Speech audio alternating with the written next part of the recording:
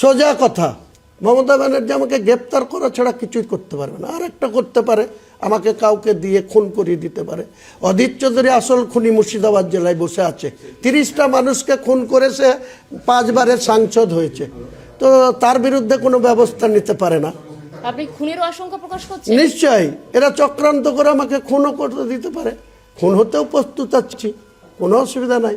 মরতে তো একদিনই হবে, মরণকেও আমি ভয় করি না। মহান আল্লাহ তাআলার প্রতি আমার পূর্ণ অগাধ আস্থা আছে, ভরসা আছে, উনি আমাকে হেফাজত করবেন।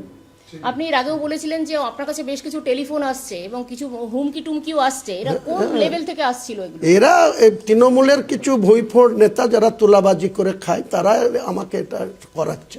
আজও এসছে অনেক ফোন, আজও আমাকে অনেক হুমকি দেওয়া হচ্ছে। আমি এসব বলিনি, এসব আমি থোড়াই কেয়ার করি না। কি ধরনের মানে হুমকিগুলো আসছে?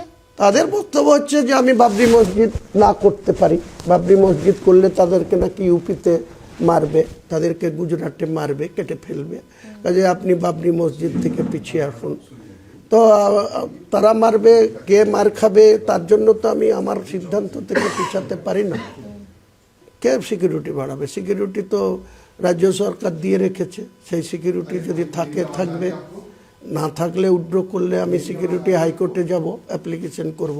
নওশাদ একজন বিধায়ক আছে ভাঙড়ের, সে যদি রাজ্য সরকারের সিকিউরিটি চলে না, তাকে হাইকোর্টের অর্ডারে সে সিআইএফএফ সিকিউরিটি সেন্ট্রাল ফোর্স নিয়ে চলে।